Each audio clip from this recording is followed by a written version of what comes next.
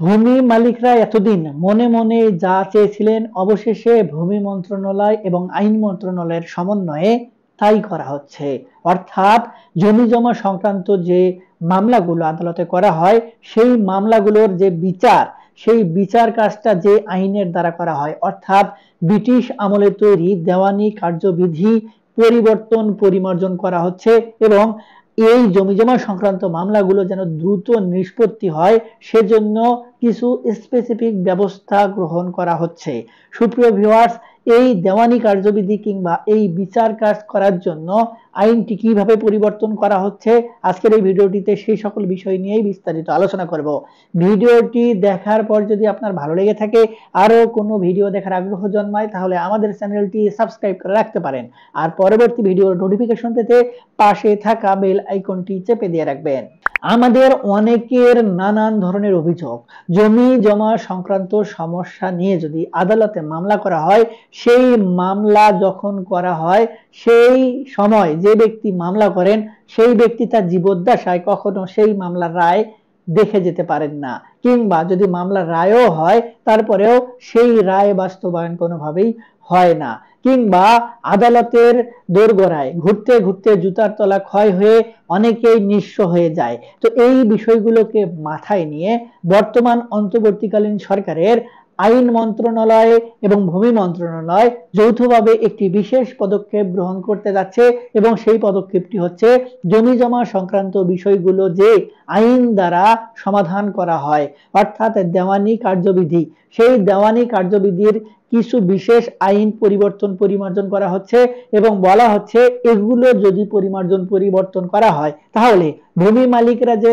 তাদের মামলা জটে পড়ে জমি জমা সংক্রান্ত সমস্যা দীর্ঘদিনেও সমাধান করতে পারেন না, সেই সকল সমস্যা দ্রুত নিষ্পত্তি হবে। এই পদক্ষেপগুলোর মধ্যে কিছু স্পেসিফিক ভাবে ভূমি মালিকদেরকে বোঝানোর সুবিধার্থে যদি বলি, ধরুন আপনারা যখন একটি আদালতে মামলা করেন তখন সেই মামলা আমলে নিয়ে পরবর্তীতে আপনার অভিযোগ কিন্তু কাঠগড়ায় দাঁড় করিয়ে বাদী বিবাদী উভয় পক্ষকেই সাক্ষী গ্রহণ করা হয় এবং সেই সাক্ষীগুলো আবার লিখিতভাবে লিপিবদ্ধ করা হয়। তারপরে সেই সাক্ষীগুলোকে আবার পরবর্তীতে জেরা করা হয় যে আপনি যে বক্তব্য দিয়েছেন সেই বক্তব্যগুলোর অনুসারে এগুলো ঠিক কিনা। তারপরে সেই বক্তব্য অনুসরণ করে পরবর্তীতে যে ডকুমেন্টগুলো উপস্থাপন করা হয় সেই ডকুমেন্টগুলো যাচাই বাছাই করা হয়। এখন একজন জজ সাহেব একটি স্ট্যাটাস দিয়েছিলেন যে বর্তমানে বাংলাদেশে প্রায় 17 লক্ষাধিকের অধিক মামলা রয়েছে, তাই যে আদালতগুলোতে মামলা হচ্ছে সেই আদালতে যদি কোনো একটি মামলার ডেট দেওয়া হয় তাহলে পরক্ষণে যদি প্রতিদিন 300 পরিমাণে মামলার ডেট দেওয়া হয়, তারপরে একটি মামলার তারিখ পড়ে প্রায় 3 মাসের পরে, তাহলে এই যে বিচার প্রার্থী যারা মামলার ডেটে আসেন তারা এসে দেখেন যে বিচার কার্য চলছে এবং এই মামলাগুলো যে সাক্ষী গ্রহণ সেই সাক্ষী গ্রহণ করতে হয় এবং সেই সাক্ষীগুলো গ্রহণ করতে করতেই একটা মামলা দীর্ঘায়িত হয়ে যায় এবং পরবর্তীতে দেখা যায় যে 30 থেকে 40টির উপরে মামলা সাক্ষ্য গ্রহণ করা যায় না। এর মাধ্যমেই আদালতের কার্যদিবস নষ্ট হয়ে যায় এবং যে সকল বিচার প্রার্থী ডেটে এসে সাক্ষী দেওয়ার জন্য হাজিরা দেওয়ার জন্য উপস্থিত ছিলেন তারা হতাশ হয়ে ফিরে যান, পরবর্তী ডেট আবার তাদের 3 মাস পরে পড়ে। তো এই যে বিষয়গুলো, এই বিষয়গুলোকে সমাধান করার জন্য বলা হচ্ছে যে যখন ভূমি মালিকেরা মামলা করবে তখন সেই মামলার যে আর্জি পেশ করবেন সেটি এফিডেভিট করে সাক্ষী হিসেবে গ্রহণ করা যাবে এবং সেই সাক্ষীগুলো দিয়েই পরবর্তীতে শুধুমাত্র জেরা করা হবে এবং জেরা করে তাদের যে সমস্যাটি সেটি সমাধান করে দেওয়া হবে এবং বলা হচ্ছে যদি বিবাদীর কাছে যে সমন পাঠানো হবে সেই সমনের জবাব তিনি যে আর্জিতে দিবেন সেই আর্জিটাই আবার সাক্ষী হিসেবে গ্রহণ করা হবে। এতে করে যে ঘটনাটি হবে যে আদালতে কাঠগড়ায় দাঁড় করিয়ে যে সাক্ষী গ্রহণ করা হতো দিনের পর দিন সেগুলো আর কোনোভাবেই গ্রহণ করার প্রয়োজন পড়বে না। এতে করে আদালতে যে বিচার কার্যের যে সময়ক্ষেপণ এটি আর হবে না, খুব সহজে অতি দ্রুত মামলা নিষ্পত্তি করা যাবে। আরেকটি ব্যাপার যে সমন পাঠানোর যে ব্যাপারটি, আদালত থেকে যখন সমন পাঠানো হয় সেই সমন পাঠানোর জন্য একজনকে দায়িত্ব দেওয়া হয়, সেই ব্যক্তি গিয়ে সমন পাঠায়, সমন কাকে দিল না দিল তিনি আবার সমনের জবাব দিলেন, এই বিষয়গুলো আর কোনোভাবেই হবে না। এখন থেকে ইচ্ছা করলে মোবাইলে খুদে মেসেজের মাধ্যমে, হোয়াটসঅ্যাপের মাধ্যমে, ইমেইলের মাধ্যমেও আপনার সমন জারি করা যাবে এবং এতে করেও এই যে আদালতের সময় নষ্ট হয়, এই সময় নষ্টটা হবে না। খুব সহজেই ভূমি মালিকেরা তাদের যে কাঙ্ক্ষিত ভূমি সেবা আদালতের মাধ্যমে সেটি পাবেন।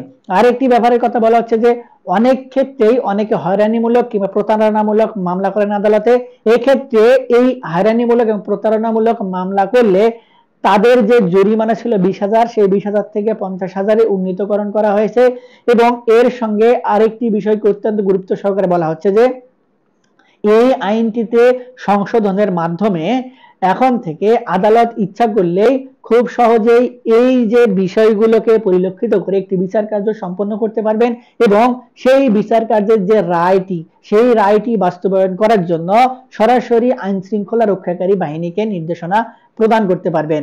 এখন এই যে বিষয়টি, এই বিষয়টি কিন্তু অত্যন্ত গুরুত্বপূর্ণ।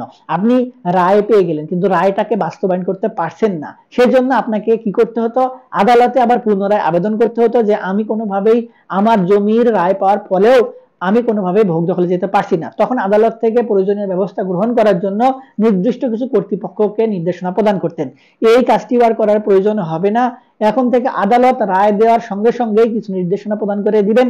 সেই নির্দেশনা অনুযায়ী আইন শৃঙ্খলা রক্ষাকারী বাহিনীর সহযোগিতা নিয়ে আপনারা সরাসরি ভূমি ভোগ দখলে যেতে পারবেন। সুপ্রিয় ভিউয়ার্স, এই যে বিষয়গুলো, এই বিষয়গুলো কিন্তু অত্যন্ত গুরুত্বপূর্ণ এবং এই বিষয়গুলোকে খসড়া হিসেবে গত 26 তারিখ থেকে অনলাইনে দিয়ে দেওয়া হয়েছে জনগণের মতামত নেওয়ার জন্য। এই মতামত নেওয়া শেষ হলেই এই দেওয়ানি কার্যবিধিতে এই সকল বিষয় যুক্ত হবে এবং এই বিষয়গুলো যুক্ত হওয়ার মাধ্যমে আশা করা যাচ্ছে ভূমি সেবায় একটি বৈপ্লবিক পরিবর্তন সাধিত হবে এবং ভূমি মালিকেরা তাদের যে কাঙ্ক্ষিত ভূমি সেবা কিংবা সমস্যাগুলো খুব দ্রুতই সমাধান করে নিতে পারবেন।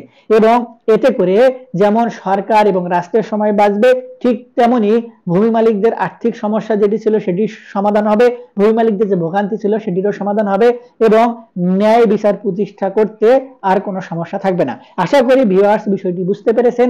তারপরে যদি এই সংক্রান্ত বিষয় নিয়ে আপনাদের আরো কোনো কিছু জানার থাকে তাহলে অনলাইনে সার্চ দিয়ে বিষয়টি সম্পর্কে অবহিত হতে পারবেন, কিংবা খসড়া ভূমি আইনটি যদি দেখতে চান তাহলে ভূমি মন্ত্রণালয়ের ওয়েবসাইটে গিয়েও কিংবা আইন মন্ত্রণালয়ের ওয়েবসাইটে গিয়েও আপনি বিষয়টি সম্পর্কে অবগত হতে পারবেন।